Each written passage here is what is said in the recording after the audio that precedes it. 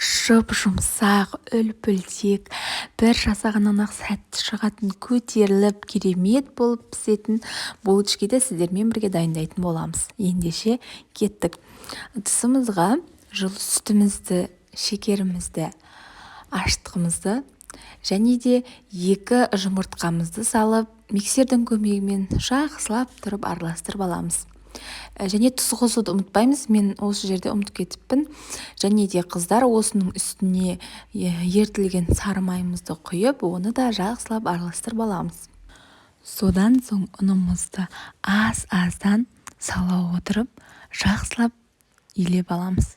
Мен илеуге миксерді пайдаландым. Сіздер қолмен илесеңіздер әбден болады. Жақсылап иленіп, қолға жабысатындай масса болған қамырды бетін орап, жылы жерге көтерілген күтетін боламыз. Жылы жерге қойып, және де көтерілгенде бір қайтарып аламыз. Жай ғана, жеңіл ғана осылай жоғарыға қарай илеп, бір қайтарып аламыз. Осыны 2 рет қайталаймыз. Және бетіне себуге штрейзель дайындаймыз. Ол үшін ұн, шекер және аздаған май қолданамыз. Осылай жақсылап көтерілген қамырымызды алып, дөңгелектеп 12 бөлшекке бөліп дөңгелектеп аламыз. Содан соң өзіңіздің қалаған формаңызда жасай бересіздер.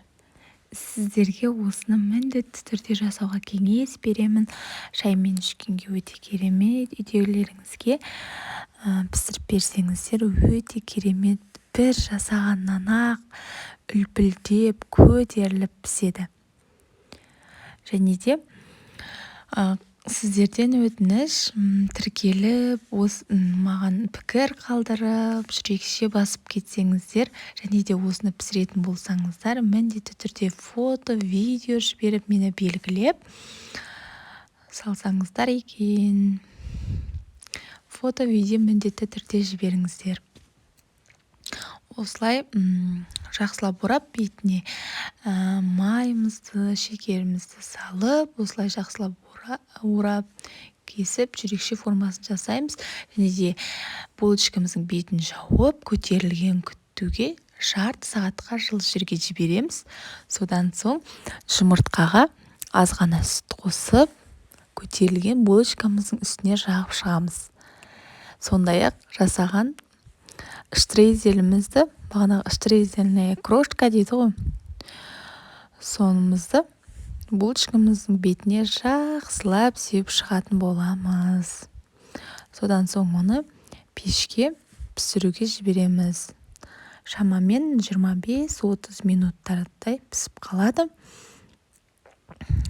Градусын 150-200 шамасында қоясыздар, және әркімнің енді пеші әртүрлі, сондықтан өздеріңізге қарайсыздар. Осында керемет болып, шаймен жегенге өте үлпілдеп, жұмсақ болады.